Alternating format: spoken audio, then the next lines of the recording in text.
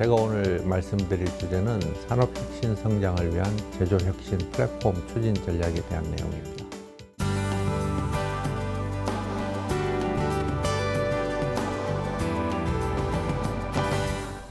제조부의 트릴레마라고 표현을 했는데요. 트럼프발 소위 말해서 무역 확장법 232조가 어쨌든 우리나라 입장에서는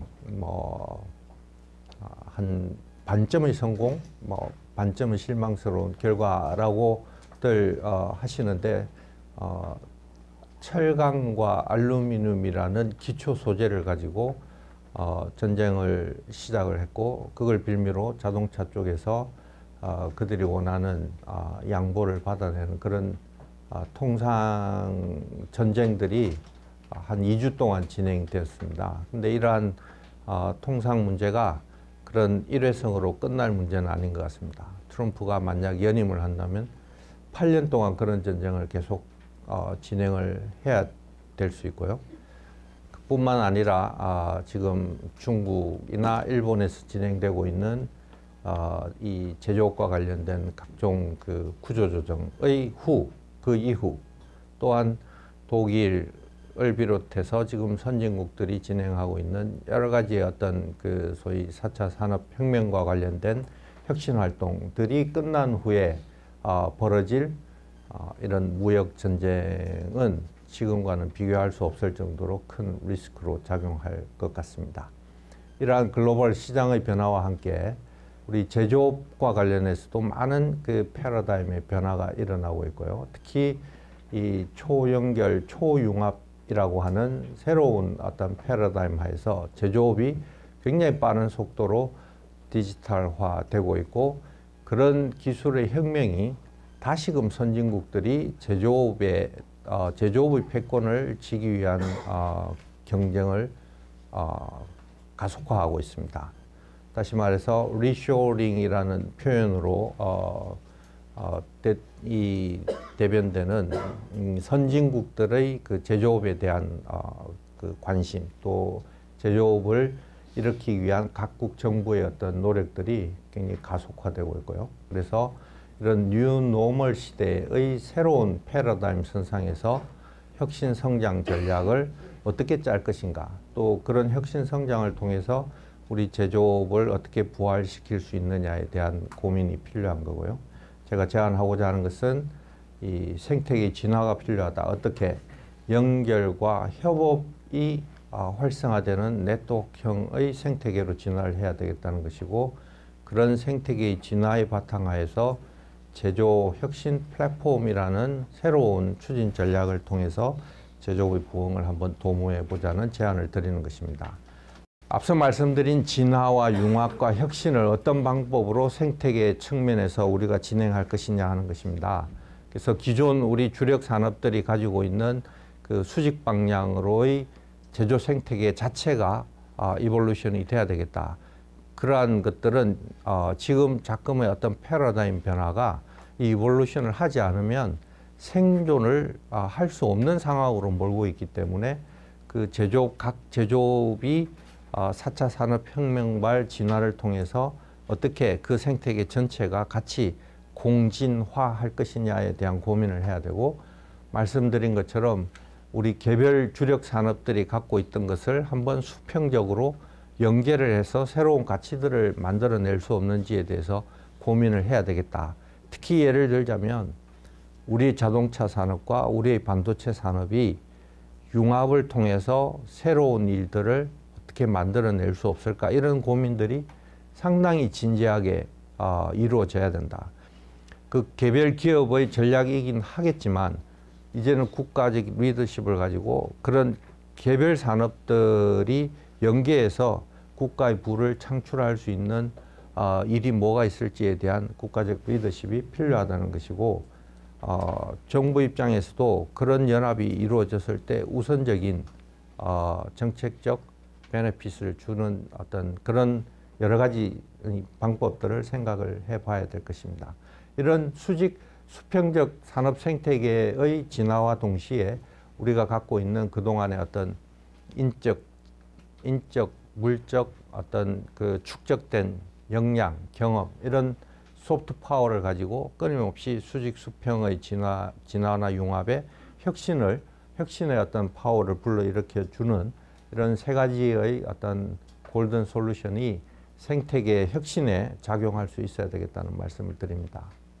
첫째, 이 기존 수직적 산업 생태계를 어떻게 우리가 진화를 해야 되느냐 하는 측면에서 보면 그동안 소위 말하는 그 1등 대기업이 탑에 있는 생태계 구조. 그래서 그 대기업이 좋은 성과를 내면 그 효과들이 아래로 내려오는 낙수 효과를 노리고 지금까지 아주 선택적으로 효율성 중심에서 이런 전략으로 우리나라의 어떤 산업 정책이 진행되어 왔고 일정 부분 그런 것들이 작용해 왔던 것도 사실이고 현재도 아마 그런 효과들을 전혀 무시할 수는 없을 것입니다만은 이로 인한 어떤 그 폐해, 그 생태계의 경직성 또는 다양성의 결여 이런 것들이 이제는 더 이상 이 다양한 어떤 또는 새로운 패러다임에서 우리가 유지하기에는 유효한 전략이 아니라는 인식들을 하고 있고 그럼 향후에 이게 어떤 방향으로 이볼루션이 돼야 되느냐 했을 때 중소중견기업이 대기업과 또 다른 소위 축구로 이야기하면 투탑이 돼야 되겠다는 거예요. 중소중견기업이 어떻게 그 새로운 공격수로 성장할 수 있느냐, 역량을 어떻게 키워낼 수 있느냐, 또한 그 생태계의 유연성, 다양성을 어떻게 확대할 것이냐는 관점에서 산업 생태계를 봐줘야 되고 그럴 경우에는 이 중소중견기업들은 가급적이면 그 가치를 공유하는 연합체의 형태가 되는 게 좋겠다. 그러니까 1대1의 어떤 그 대결 구도가 돼서는 대기업이나 글로벌 시장을 상대하기는 어렵다. 가치를 공유할 수 있는 비즈니스 연합체를 어떻게 좀 우리가 장려하거나 그런 조합들이 많이 만들어지게끔 좀 어떤 당당히 이야기할 수 있는 그런 어떤 좀 덩치 큰 클러스터 연합체 이런 것들을 우리가 만들어내서 여하의 연결과 협업이 굉장히 자유롭게 구성되는 혁신 성장 시스템을 만들어 줄 거냐 이런 부분들을 고민해야 된다는 거예요. 두 번째는 그 소위 산업과 산업을 우리가 어떻게 연계를 해서 새로운 가치를 만들어낼 것이냐 이런 산업을 관통하는 어떤 공통의 가치가 뭘까 그런 노력들을 저희들이 하지 않았던 것은 아니에요. 사실 이건 꼭 기술뿐만 아니라 어떤 정책일 수도 있는데요. ICT 융합을 하자는 이야기를 한동안 꽤 했었습니다. 그런 것들이 전체 산업을 연결하는 하나의 어떤 공통 분모가 됐을 수도 있고 20년 전에 했던 소재 부품이라는 컨셉도 마찬가지 그런 어떤 크로스 카팅하는 정책적 관점일 수 있고요. 이제 앞으로는 통상, 표준 뭐 이런 국가적인 어떤 공통의 아젠다가 산업을 연계하면서 새로운 어떤 가치를 만들어낼 수도 있다. 그러니까 산업과 산업 간의 연계뿐만 아니라 산업과 에너지, 지역과 지역, 정책과 정책 이런 것들이 좀 자유롭게 칸막이를 벗어나는 그래서 크로스 카팅을 하면서 새로운 가치들을 만들어내는 것들을 우리가 어떻게 촉진할 거냐 이런 고민들을 해야 된다는 거예요. 근데 이런 노력들을 이미 그 소위 강대국들은 상당히 다양하게 펼치고 있고요. 특히 독일의 플랫폼 인더스트리 4.0이라는 이건 잘 알고 계실 텐데 이미 이 효과들이 그 플랫폼을 통한 그 독일 기업들의 경쟁력이 상당한 수준이다. 국내에 서울에 와 있는 독일 회사의 지사장들의 어떤 모임에서 나온 이야기들인데요. 지금 독일 본사가 이 소위 그 구매를 프로큐어를 하는 쪽에서 그동안은 당연히 중국은 싫고 그럼 대안이 한국이다. 한국의 그 자재들을 자국에 넘겨주는 그런 역할을 하자고 지사장들이 있고 또한 자기들 완제품을 한국에 파는 역할을 하는데 이미 한국의 물건이 독일의 물건보다 비싸져 있어요. 근데 그 독일의 그 물건들이 싸진 배경에 이 플랫폼 개념이 있다는 거예요. 플랫폼에 의한 한계 비용의 그 감소 효과가 벌써 나타나기 시작하고 있다는 거예요. 그 다음에 지금 중국은 그들이 가지고 있는 그 소위 막강한 인터넷 기반을 제조업하고 연결하는 그런 역할들을 하고 있습니다. 그래서 지금 포스코보다 훨씬 지금 규모가 커져 있는 보무강철 같은 경우에 전자상거래만으로 1년에 거래하는 철강량이 2억 톤을 넘어갑니다. 근데 그 전자상거래를 하는 플랫폼 안에 11개의 또 다른 플랫폼들이 들어가 있는데요. 거기는 어떤 고객들이 필요한 솔루션을 제공하는 플랫폼부터 시작해서 금융을 지원하는 플랫폼, 어마어마한 그 소위 철강과 관련한 이런 무역 분쟁이 생겼을 때 그런 것들을 소위 레버리지 효과로 커버할 수 있는 상당히 많은 다른 무기들을 이 개별 주력 산업들이 다 이제 지금 보험처럼 갖고 있는 구조라는 거죠. 거기에 이 인터넷 기반이 상당히 크게 지금 작동을 하고 있고, 중국 정부는 굉장히 전략적으로 그런 자국의 제조업의 경쟁력을 위해서 이런 그 정책 간 연계를 진행을 하고 있다. 일본 이야기는 따로 한번 드려볼게요. 일본은 지금 현재 독특하게 남들이 다 사자를 쓰니까 소사이어티 5.0이라고 5자를 쓰고 있습니다. 그리고 이 소사이어티 5.0의 핵심은 커넥티드니스입니다. 커넥트입니다. 연결입니다. 제가 작년부터 이 울부짖고 있는 커넥션이라는 말을 일본 정부가 똑같이 지금 현재 경제산업성에서 일본의 소사이어티 5.0은 커넥트에서 시작한다. 커넥트의 대상이 말이죠. 뭐 물건과 물건, 인간과 기계, 기업과 기업, 대기업과 중소기업, 지역과 지역, 모든 것을 망라합니다. 이 커넥티드니스에서 뉴 밸류가 나온다는 기본적인 컨셉에서부터 출발을 하고 있습니다. 자, 이런 그 생태계의 진화를 통해서 우리가 말씀드린 골든 솔루션, 즉 진화와 융합과 혁신을 이루어내자는 말씀을 드렸는데요. 그럼 구체적으로 도대체 어떻게 하면 이 생태계의 진화를 뒷받침하는 액션 플랜이 뭘까? 이제 이런 이야기입니다. 그래서 플랫폼 이야기를 합니다. 플랫폼 사실은 그 IT 기업들의 전유물, IT 이 비즈니스에서는 이미 게임의 법칙으로 여러분들이 잘 아시는 뭐 가파가 됐던 이런 세계적인 글로벌 지금 시총 1등부터 5등까지의 기업들이 다 플랫폼 기업이라고 합니다. 그 플랫폼을 지배하는 자가 이 세계를 지배한다고 하지 않습니까? 그럼 그게 꼭 IT 또는 뭐 전자상거래 이런 쪽에만 통하는 것이냐? 그렇지 않다는 것입니다. 그래서 생태계 간 경쟁, 플랫폼 간 경쟁이 현재 진행되고 있다. 그 대표적으로 저희들이 되게 아팠던 뉴스가 이번 철강 그 통상 이슈입니다. 사실은. 그럼 지금 현재 우리나라의 철강 산업 생태계가 생태계 간 경쟁, 국가 간 경쟁을 위한 준비가 되어 있느냐? 중국, 일본 대비. 중국은 아직 그 정도까지는 아니지만 그런 준비를 해 나가는 과정이고, 일본은 이미 아주 오랜 세월에 걸쳐서 철강 산업뿐만 아니라 그와 관련된 수요 산업까지 다 연계된 생태계 간 경쟁을 위한 준비가 완벽하게 끝나 있는 국가가 대표적으로 일본입니다. 우리나라는 우리나라 안방 시장에, 철강 안방 시장의 40%가 외국에서 물건이 들어오는 구조고요.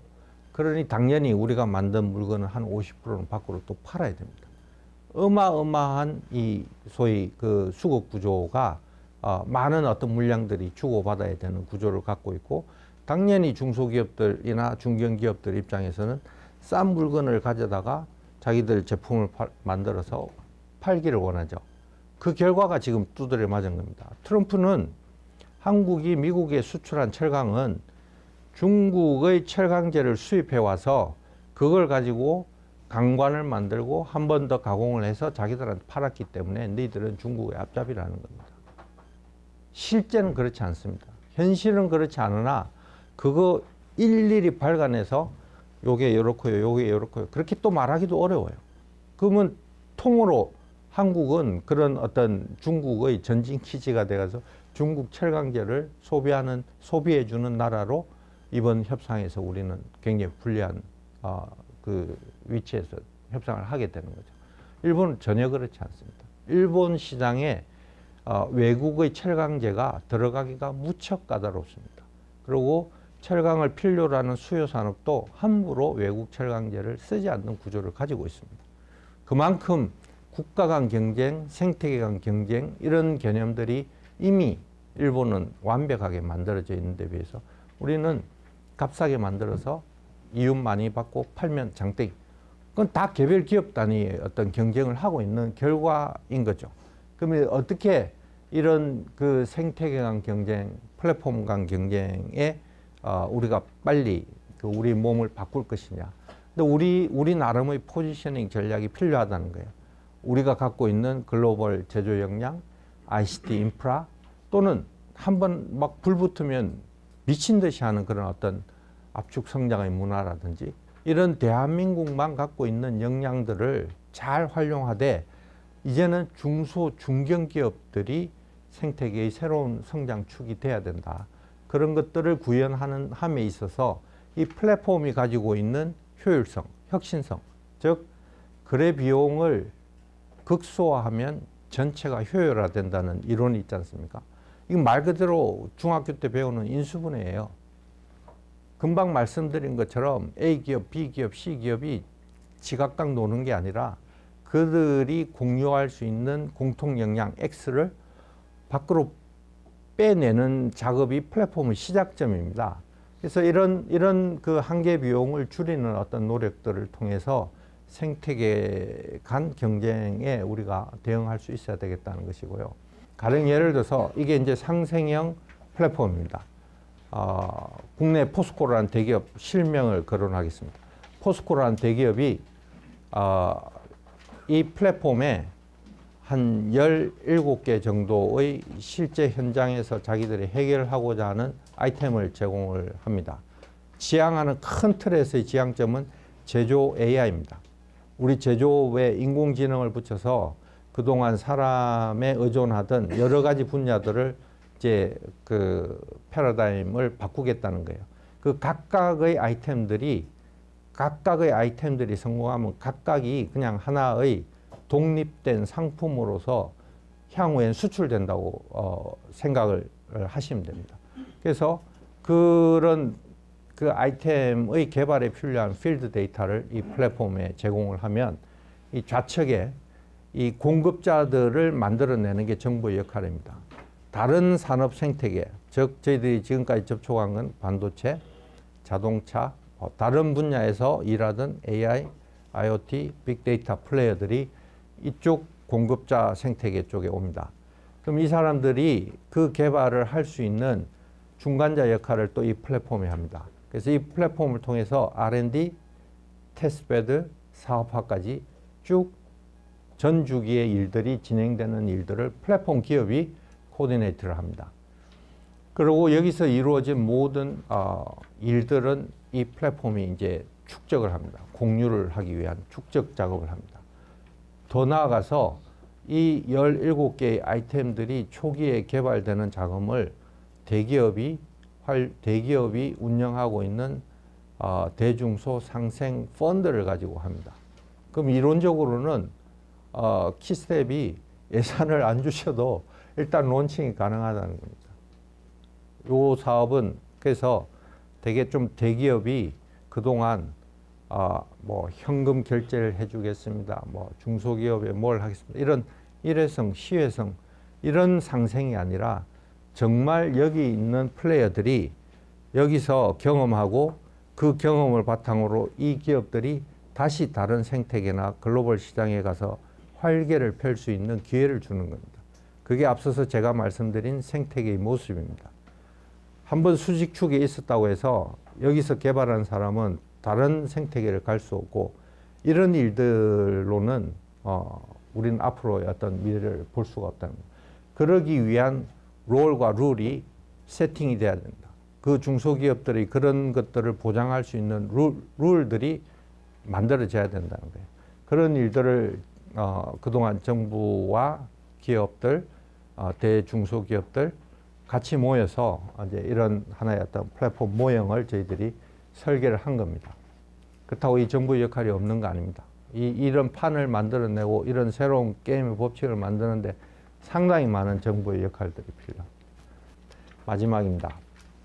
제가 오늘 한국형 제조혁신 플랫폼에 대해서 말씀드렸습니다. 굳이 한국형이라고 붙인 배경은 몇 가지가 있습니다. 첫째, 연결과 협업의 개방형 네트워크 생태계를 만들자는 말씀을 드렸고, 중소 중견기업이 중심이 되는 제조혁신 플랫폼을 육성하자, 또 시장이 주도하는 지속 가능한 사업으로 전환을 해야 되겠다, 또 산업 간의 탈경계화에 대응한 제조업의 진화를 하자, 이런 일들이 가능할 때 산업혁신 성장이 되지 않겠냐는 말씀이고, 이 경우에 대기업은 그 말씀드린 것처럼 우리나라의 혁신 역량, 우리나라의 양극화를 이야기하는데 제가 볼 때 가장 심각한 이 양극화는 혁신 역량의 양극화라고 생각을 합니다. 그 혁신 역량은 대부분이 아니라 99%가 대기업에 있습니다. 그 대기업의 혁신 역량이 확산되지 않고서는 중소 중견기업을 우리가 키워낼 수가 없습니다. 그래서 지속적인 대기업의 혁신 역량을 확산을 해 나가자. 그다음에 중소 중견기업의 입장에서는 나 홀로 성장하겠다는 그런 어떤 접근 방법, 사고 방식을 가치를 공유해서 네트워크형으로 성장하자는 쪽으로 좀 전환을 해야 되고, 정부의 입장은 몇 번 말씀드린 것처럼 정부가 타업해서 정부가 주도하는 지원 예산을 나눠주는 그런 지원 방식이 아니라 민간이 주도하고 민간의 투자를 촉진하는 그런 형태로 정부의 역할이 바뀌어 나가야 된다고 생각합니다. 이상 제 말씀을 마치겠습니다. 감사합니다.